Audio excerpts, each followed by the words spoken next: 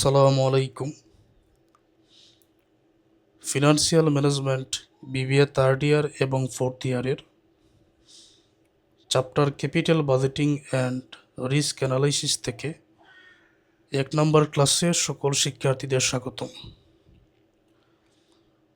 শুরুতে সম্পূর্ণ অধ্যায়ের বেসিক বিষয়, নিয়মকানুন, সূত্রাবলী নিয়ে আলোচনা করব।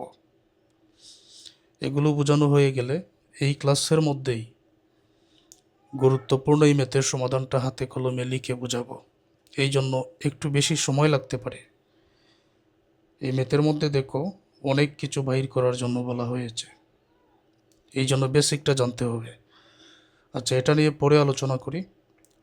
ধৈর্য ধরে প্রথম থেকে শেষ পর্যন্ত না টেনে যারা সম্পূর্ণ ক্লাস দেখবেন, বুঝবেন না এরকম শিক্ষার্থী পাওয়া যাবে না ইনশাআল্লাহ।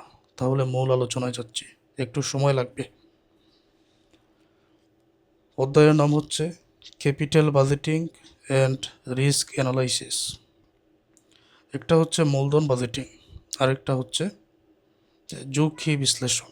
ওকে, প্রথম আলোচনা ক্যাপিটাল বাজেটিং অথবা মূলধন বাজেটিং সম্পর্কে। ব্যবসায়ের মধ্যে কোনো একটা মেশিন যন্ত্রপাতি তুমি ক্রয় করতে চাও বা কোনো প্রকল্পে টাকা খরচ করতে চাও, এখন খরচ করা ঠিক হবে কিনা, অথবা যেই টাকা তুমি বিনিয়োগ করতেছো, যেই টাকা দিয়ে মেশিন ক্রয় করতেছো, এটা কত বছরে ফিরে আসবে, এই বিভিন্ন সিদ্ধান্ত নিতে হয়। এই যে সিদ্ধান্ত প্রক্রিয়া, এটাই হচ্ছে ক্যাপিটাল বাজেটিং বা মূলধন বাজেটিং। তো এখন আমি যা দেখাবো তোমরা দেখো, আমার কথাগুলো শোনো। এখনই সব বুঝতে হবে এমন কথা নেই। আমি যখন একটু পরে প্রয়োগ করে দিব, প্রয়োগ করে তোমাদের বোঝাবো, তখনই তোমরা বুঝবে। সাধারণত অঙ্কের মধ্যে সিএফবিটির মান দেওয়া থাকবে, ক্যাশ ফ্লো বিফোর ট্যাক্স, কর পূর্ববর্তী নগদ প্রবাহ অঙ্কের মধ্যে দেওয়া থাকবে। সিএফবিটি দেওয়া থাকলে আমাদের সব সময় করণীয় হচ্ছে সিএফএটির মান আগে বাইর করে নেওয়া।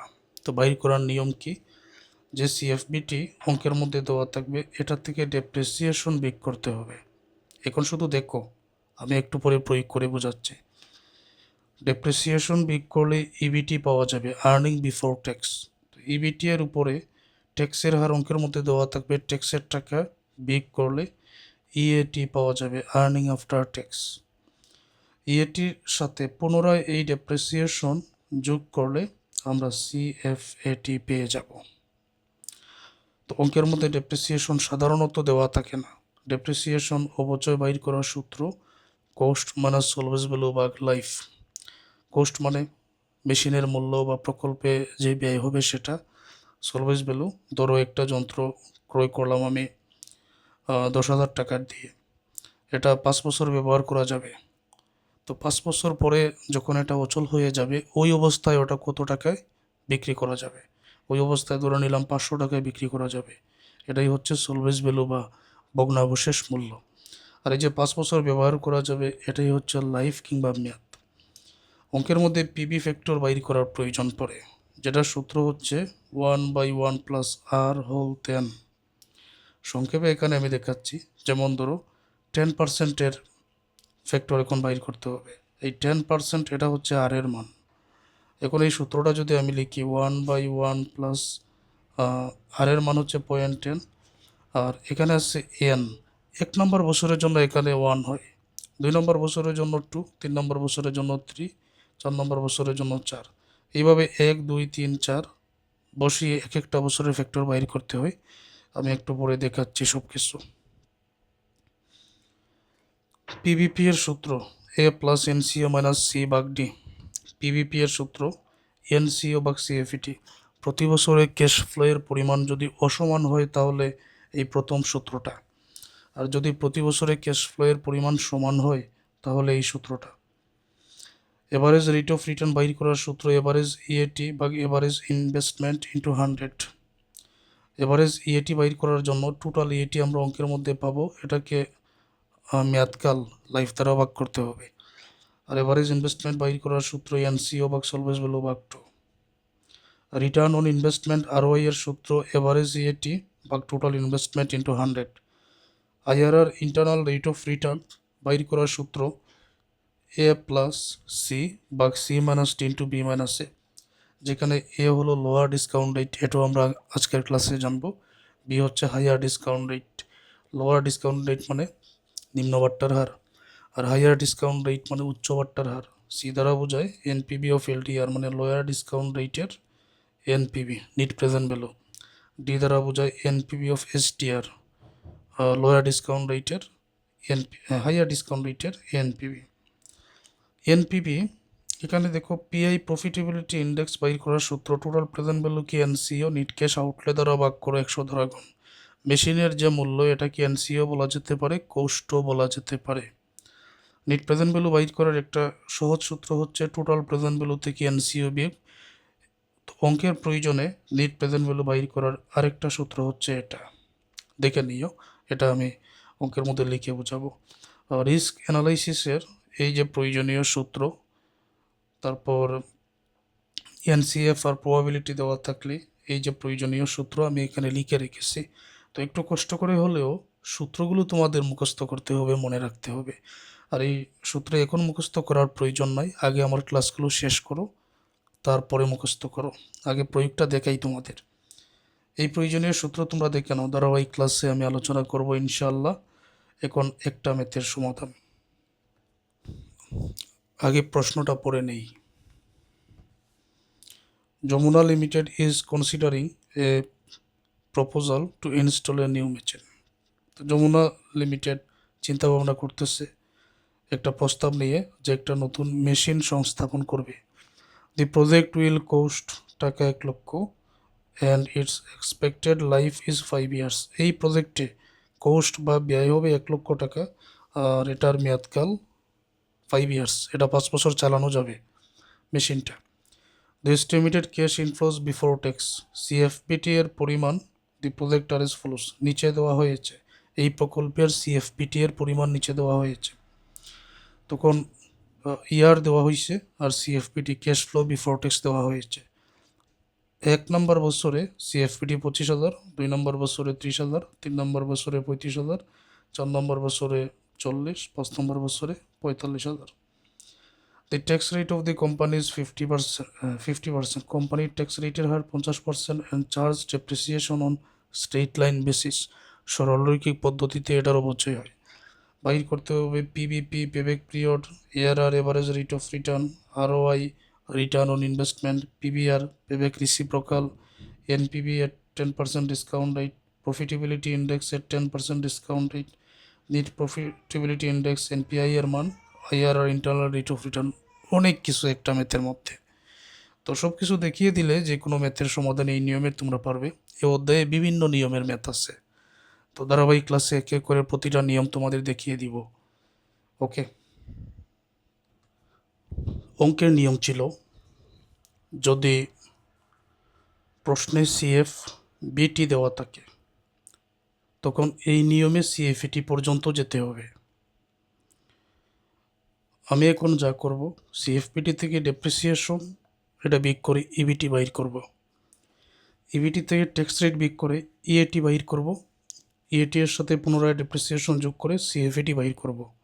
তো এই জন্য সবসময় যে টেবিলটা অঙ্কন করতে হয় যেরকম ইয়ার সিএফপিটি, মানে বিষয়টা হচ্ছে আমি সিএফপিটি থেকে ডেপ্রিসিয়েশন বিয়োগ করে ইবিটি বাইর করব, ইবিটি থেকে ট্যাক্স রেট বিয়োগ করে ইএটি বাইর করব, তারপর ইএটির সাথে পুনরায় ডেপ্রিসিয়েশন যোগ করে সিএফএটি বাইর করব। আর পেব্যাক পিরিয়ড বাইর করার জন্য সিএফএটি এর প্রয়োজন, cumulative cash flow after tax প্রয়োজন। এই জন্য অতিরিক্ত একটা ঘর এখানে দিয়েছে। শুরুতে বছরগুলো বসাবো, 1, 2, 3, 4, 5।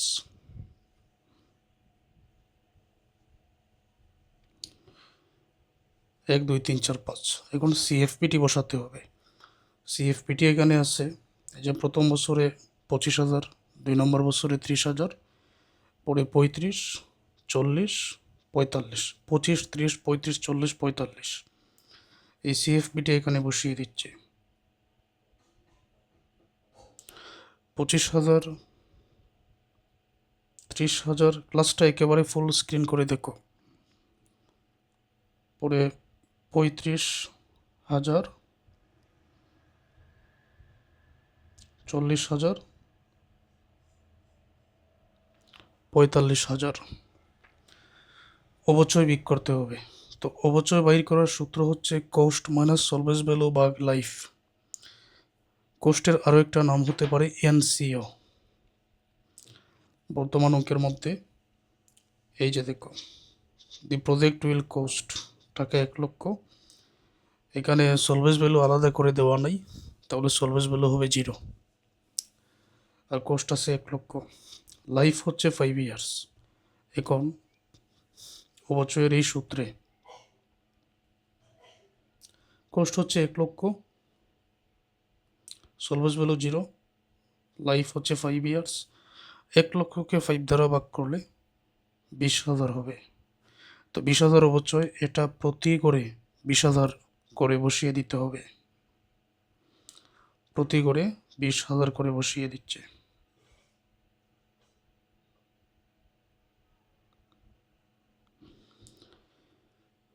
নিয়ম হচ্ছে সিএফবিটি থেকে ডেপ্রিসিয়েশন বিক করলে ইবিটি পাওয়া যাবে, তাহলে সিএফবিটির গড় থেকে অবচয়ের টাকা বিক করে আমরা আর্নিং বিফোর ট্যাক্স বা ইবিটি এর গড়ের টাকাটা বসাবো। 25,000 থেকে 20,000 বিক করলে এখানে ইবিটি হবে 5,000, 30,000 থেকে 20,000 বিক করলে 10,000, 35,000 থেকে 20,000 বিক করলে 15,000, 40,000 থেকে 20,000 বিক করলে এখানে হবে 20,000, 45 থেকে 20,000 বিক করলে 25,000, পেয়ে গেলাম ইবিটি। পরবর্তী নিয়ম হচ্ছে যে ইবিটি এর উপরে ট্যাক্স রেট বিক করতে হবে। বর্তমান অঙ্কের মধ্যে ট্যাক্সের পরিমাণ আছে, যে tax rate of the companies 50%, 50% tax rate বাইর করতে হবে। এখানে ইবিটি আছে 5,000, তো 5,000-এ 50% কত হবে? 2,500 হবে। ক্যালকুলেটরে বাইর করে নেবেন। 10,000-এর 50% হবে 5,000, 15,000-এর হবে 7,500, 20,000-এর হবে 10,000, 50%, 25,000-এর হবে 12,500। পরবর্তী নিয়মটা হচ্ছে যখন আমরা ইবিটি থেকে ট্যাক্সের টাকা বিক করব ইএটি পেয়ে যাব। ওকে, তাহলে এই ইবিটি থেকে ট্যাক্স বিক করতেছি, 5,000 থেকে 2,500 বিক করলে ইএটি থাকবে 2,500, 10,000 থেকে 5,000 বিক করলে এখানে হবে 5,000, 15,000 থেকে 7,500 বিক করলে এখানে হবে 7,500, 20 থেকে 10,000 বিক করলে এখানে হবে 10,000, 25,000 থেকে 12,500 বিক করা হলে এখানে হবে 12,500। পরবর্তী নিয়ম হচ্ছে যে ইএটি এর সাথে পুনরায় এই ডেপ্রিসিয়েশন যোগ করতে হবে। যোগ করলেই আমরা পেয়ে যাব সিএফএটি, যেটা সকল অঙ্কের জন্য প্রয়োজন। সিএফএটি আমরা বাইর করে নিচ্ছি। ইএটি এর গড়ের সাথে এই ডেপ্রিসিয়েশন প্রতি করে 20,000 করে যোগ করি। তো 2,500 আর 20,000 যোগ করলে কত হবে? 22,500। 5,000-এর সাথে আরও 20,000, মানে ডেপ্রিসিয়েশন 20,000 প্রতি গড়ের সাথে যোগ, 5,000-এর সাথে 20,000 যোগ করলে হবে 25,000, 7,500 আর 20,000 যোগ করলে হবে 27,500, 10,000 আর 20,000 যোগ করলে 30,000, 12,500 আর 20,000 যোগ করলে 32,500। পেব্যাক পিরিয়ড বাইর করার জন্য সিসিএফএটি এই গড়টা এখানে লেখা হয়েছে। Cumulative cash flow after tax, ক্রমযোজিত কর পরবর্তী নগদ প্রবাহ, এটার বাংলা অর্থ। এখন এটা বাইর করার নিয়মটাকে, প্রথমে 22,500 আছে, সরাসরি 22,500 এখানে বসবে। 22,500-এর সাথে এই 25,000 যদি যোগ করা হয় এখানে হবে 47,500, 47,500-এর সাথে 27,500 যদি যোগ করা হয় এখানে হবে 75,000, 75,000-এর সাথে 30,000 যোগ করা হলে 1,05,000, 1,05,000-এর সাথে 32,500 যোগ করা হলে 1,37,500। এখন এই জায়গাতে আমাদের যোগ করে নিতে হবে ইএটি, যেটা ইএটি, এই টোটাল ইএটি যদি আমি এখানে যোগ করি তাহলে 37,500 পাবো। Total EAT 37,500। ওকে, এবার যে রিকোয়ারমেন্ট আছে, 1 নম্বরেই আমাদের বাইর করতে হবে পিবিপি, পেব্যাক পিরিয়ড। তো পেব্যাক পিরিয়ডের যে সূত্রটা,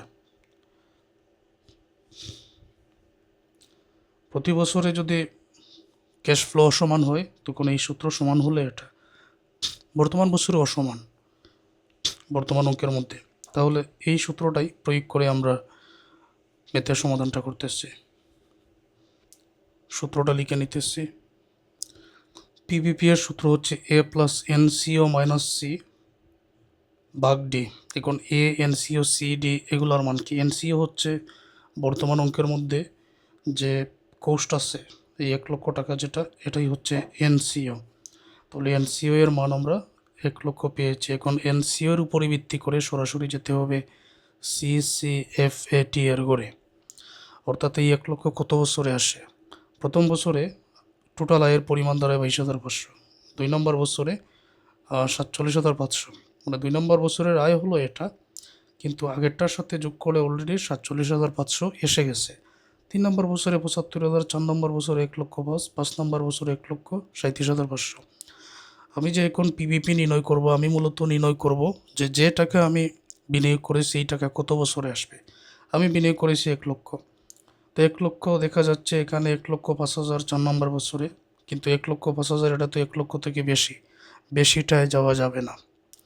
1 লক্ষ থেকে বেশিটায় যাওয়া যাবে না, এর কমটায় থাকতে হবে বা আগেরটায় থাকতে হবে।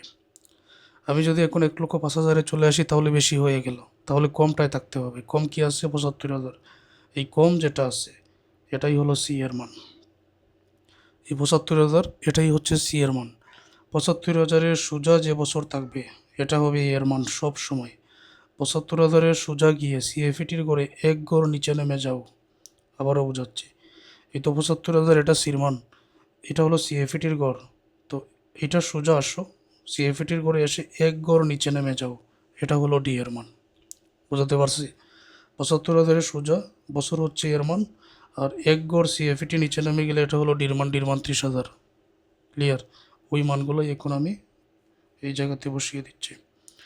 এর মান হচ্ছে 3, সির মান হচ্ছে 75,000, ডির মান হচ্ছে এখানে 30,000, এর মান হলো 3 প্লাস এনসিও হচ্ছে 1 লক্ষ, সি এর মান হচ্ছে 75,000, ডি এর মান হচ্ছে 30,000। 3 প্লাস 1 লক্ষ থেকে 75,000 বিক করলে এখানে থাকবে 25,000। 25,000-কে 30,000 দ্বারা ভাগ করো। 3 প্লাস এখানে হবে 0.83, 3.83 ইয়ার্স। এটা হলো একটা সমাধান। পিভিপি বাইর করলাম। এখন 2 নম্বর রিকোয়ারমেন্ট কি আছে দেখি। 2 নম্বরে আছে ARR, average rate of return. তো এআরআর এর সূত্রটা আমি এখানে বসিয়ে দিচ্ছি।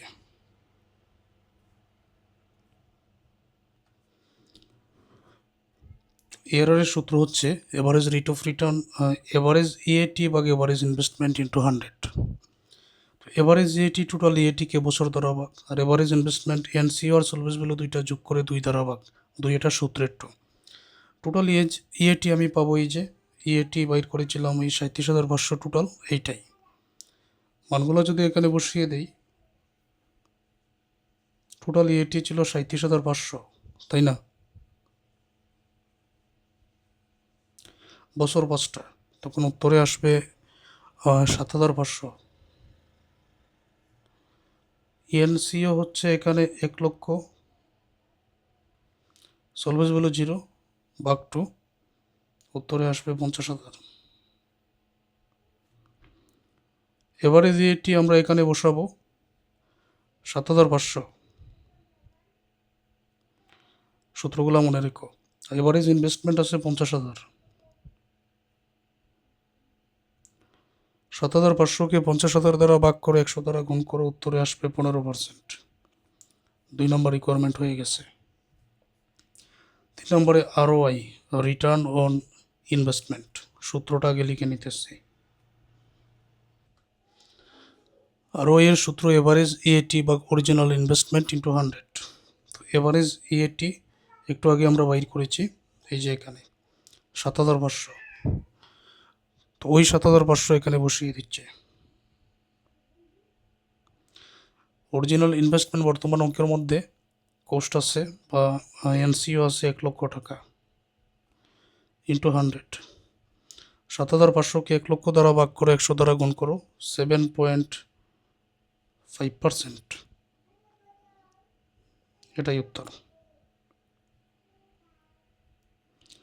এবারে 4 নম্বরে 4 নম্বরের রিকোয়ারমেন্ট এখানে কি আছে? PBR, payback reciprocal.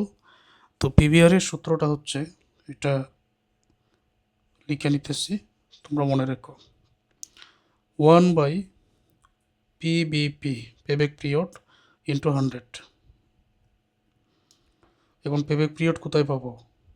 ওই যে আগে বাইর করেছি, পেব্যাক পিরিয়ড 3.83, এটাই।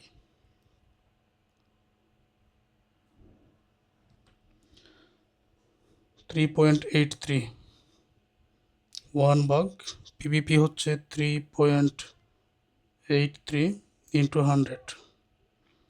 1কে 3.83 দ্বারা ভাগ করে 100 দ্বারা গুণ করো, উত্তরে আসবে 26.11%। তো এটা 4 নম্বর প্রশ্নের উত্তর হয়ে গেল। 5 নম্বরে NPV এর 10% discount rate, NPV present value বাইর করতে হবে। তখন NPVর যে নতুন সূত্রটা, একটা তো আছে টোটাল প্রেজেন্ট ভ্যালু থেকে NCO, তো এটা করতে গেলে টেবিলের মধ্যে অনেক কাজ আছে, আর সরাসরি মান বসিয়ে সহজে যদি বাইর করতে চাই তখন সূত্র হচ্ছে এইটা, NPV এর সূত্র CFET। তবে এই সার্টেনলি ইকুইভ্যালেন্ট যেটা, এটা বসবে না, এটা তো বর্তমান অঙ্কের মধ্যে নাই।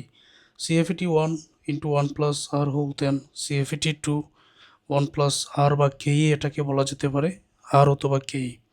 CFET 3 এরকম, শেষে মাইনাস NCO। এই সূত্রটা আমি লিখে নিতেছি। সূত্র লেখা হলো, calculation of NPV at 10% discount rate. NPV সূত্র CFET 1 plus CFET 2, CFET 3, CFET 4, CFET 5, 5 বছরের আছে 5টা দিলাম। 1 প্লাস KE পাওয়ার 1, 1 প্লাস KE পাওয়ার 2, পাওয়ার 3, পাওয়ার 4, পাওয়ার 5, মনে রাখার উপায়। শেষে NCO বিক করতে হবে। এখন CFET কোথায় পাবো? এই যে CFET এখানে পেয়েছি 22,500, 25,000, 27,500, 30,000, 32,500, এই হলো CFETর মান। এইখান থেকেই মানগুলো নিয়ে সরাসরি এখন আমরা বসিয়ে দিব। সবাই লক্ষ্য করো। তো উপরে আগে CFETগুলো বসিয়ে দিই। এখানে আছে 22,500 যোগ, পরে আছে 25,000, CFET 2 যোগ, পরে আছে 27,500, 27,500 যোগ 30,000, তারপর 32,500। এবার নিচে KEর মান 10%, যে 10% ডিসকাউন্ট রেট ধরে যেটা, এটা হচ্ছে KEর মান। তো 1 প্লাস 10%কে 100 দ্বারা ভাগ করো, সরাসরি দশমিকে রূপান্তর করে লিখো। এখানে পাওয়ার 1, 1 প্লাস 0.10, পাওয়ার 2, 2 নম্বরের জন্য 2, 1 প্লাস 0.10, পাওয়ার 3, 1 প্লাস 0.10 KEর মান, পাওয়ার 4, 1 প্লাস 0.10, পাওয়ার 5, শেষে NCO আছে 1 লক্ষ। এবারে ক্যালকুলেটরের মাধ্যমে 25,000কে 1 প্লাস 0.10 পাওয়ার 1 এই মান দ্বারা যদি ভাগ করা হয়, 20,455 এখানে পাওয়া যাবে। 20,455 প্লাস 25,000কে যদি এটা দ্বারা নিচেরটা দ্বারা ভাগ করা হয়, 1 প্লাস 1.10 পাওয়ার 2 দ্বারা যদি ভাগ করা হয়, যোগ করলে তো এটাই হবে। তখন আমরা এখানে 20,661 পাবো। 27,500কে নিচেরটা দ্বারা যদি ভাগ করা হয়, এখানে হবে 20,461। 30,000কে যদি 1.1 প্লাস 0.10 পাওয়ার 4 দ্বারা যদি ভাগ করা হয় তখন এখানে আমরা পাবো 20,490। 32,500কে নিচেরটা দ্বারা ভাগ করা হলে 20,180। ক্যালকুলেটারে তোমরা ভাগ করে দেখো।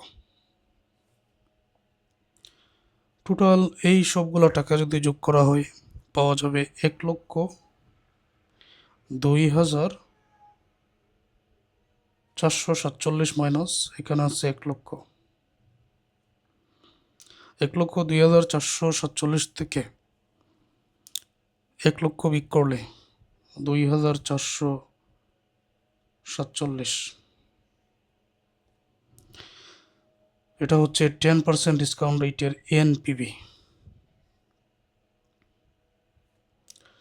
আচ্ছা, এখন পরবর্তী রিকোয়ারমেন্ট, প্রফিটেবিলিটি ইন্ডেক্সের 10% ডিসকাউন্ট রেট। প্রফিটেবিলিটি ইন্ডেক্সের যে সূত্রটা আমরা জানি, এটা ছিল 5 নম্বর রিকোয়ারমেন্ট, এখন হলো 6 নম্বর রিকোয়ারমেন্ট। তো এটার প্রফিটেবিলিটি ইন্ডেক্স মানে পিআই এর সূত্র হচ্ছে টোটাল প্রেজেন্ট ভ্যালু,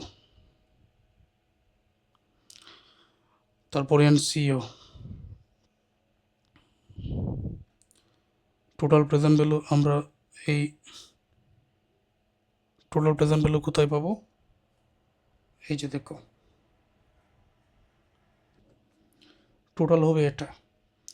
এই যে টাকাগুলো যোগ করে নিছিলাম এইটার যোগফল 1,02,447, এটাই হবে টোটাল প্রেজেন্ট ভ্যালু যে কোনো সময়।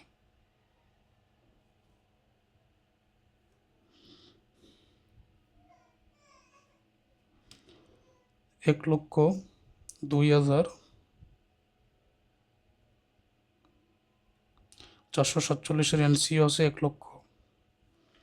উপরেরটাকে নিচেরটা দ্বারা ভাগ করলে 1.024, এটাই উত্তর।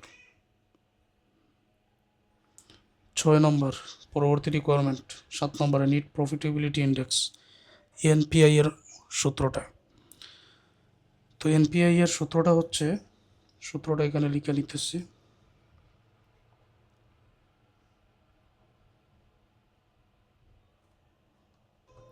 NPI net present value index. তো এনপিভি ভাগ এনসিও, এখানে এনপিভি নিট প্রেজেন্ট ভ্যালু আমরা কত পেয়েছি? 2,447 এই নিট প্রেজেন্ট ভ্যালু এর মান। তো এটাই বসাবো। আর এখানে টোটাল প্রেজেন্ট ভ্যালু, এটা নিট প্রেজেন্ট ভ্যালু 2,447। এনসিও 1,00,000। 2,447কে 1,00,000 দ্বারা ভাগ করলে 0.024 এনপিআই এর মান। পরবর্তী requirement IRR, internal rate of return. আচ্ছা, এখন তোমরা জেনে নাও আইআরআর বা ইন্টারনাল রেট অফ রিটার্ন বাইর করার জন্য দুইটা এনপিভি এর মানের প্রয়োজন পড়ে, দুইটা। তো একটা তো অঙ্কের মধ্যে দেওয়া আছে 10%-এর, এই যে ক্যালকুলেশন অফ এনপিভি আর 10% ডিসকাউন্ট রেট, একটার এনপিভি আমাদের আগে বাইর করতে হবে। তখন পজিটিভ মান প্লাসের মান এখানে আছে 2,447। আইআরআর বাইর করার জন্য একটা পজিটিভ মান প্রয়োজন, একটা নেগেটিভ মান প্রয়োজন, মানে এনপিভি এর মান প্রয়োজন। আইআরআর বাইর করার জন্য দুইটা এনপিভি এর মান প্রয়োজন। 10% ডিসকাউন্ট রেট ধরে আমরা পজিটিভ মান পেয়ে গেছি 2,447। যদি প্রথমটায় পজিটিভ মান বের হয় তখন এই ডিসকাউন্ট রেট আরও বাড়াতে হবে, পরেরটা আমাদের ইচ্ছা মতো বাইর করতে হবে। তো ইচ্ছা মতো কীভাবে সিদ্ধান্ত নিব? যদি প্রথমে পজিটিভ মান বের হয় তখন এইটা থেকে আরও বাড়াতে হবে, আর প্রথমটায় যদি নেগেটিভ মান বের হয় তখন এই 10% থেকে আমাদের আরও কমাতে হবে, এটাই নিয়ম। এখন আমি এই 10%-এর উপরে 12, 15, 16 আমার ইচ্ছা মতো ধরতে পারি।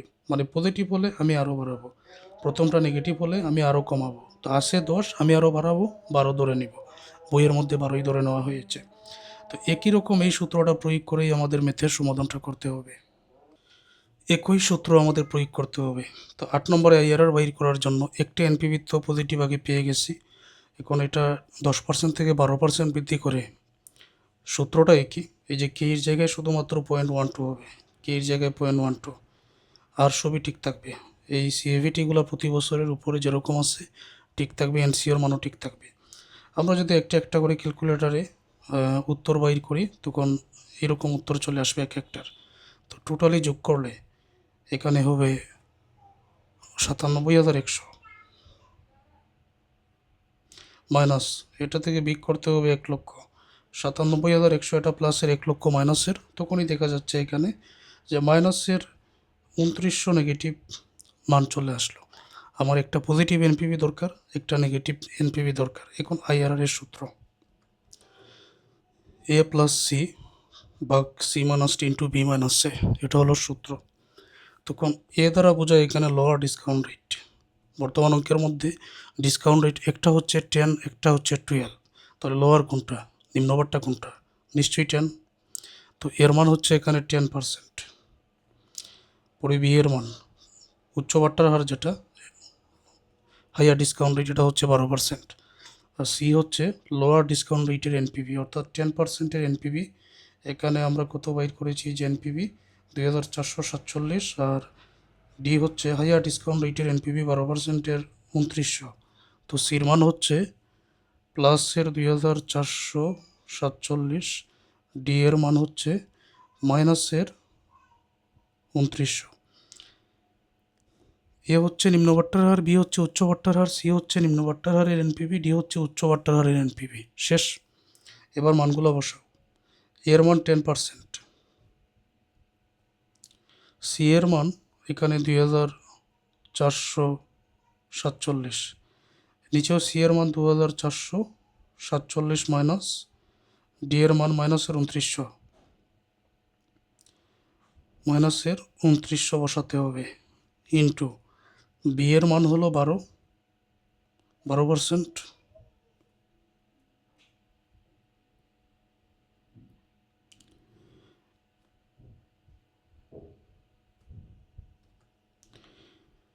বি এর মান আছে এখানে 12%, মাইনাস এর মান হচ্ছে 10%। এবারে হিসাব করো, 10% প্লাস উপরে 2,447, এই মাইনাসে মাইনাসে কিন্তু প্লাস হয়ে যাবে। তাহলে 2,447 আর 2900 দুইটা যোগ করলে প্লাসের হবে 5,347, ইন্টু 12 থেকে 10 বিক করলে 2%, 10% প্লাস 2,447, এটাকে 5,347 দ্বারা ভাগ করো, ভাগ করে দেখো কত হয়।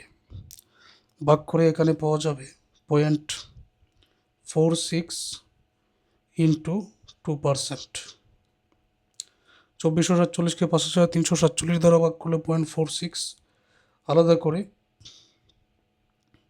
0.46-এর 2% ক্যালকুলেটারে বাইর করো, 0.92% পাবেন। উত্তর হচ্ছে 10.92%, দুইটা যোগ করে নিলে এটাই হচ্ছে আইআরআর এর মান। এই যে একটা ম্যাথের সমাধান তোমরা করলে, অনেক রিকোয়ারমেন্ট এটাতে।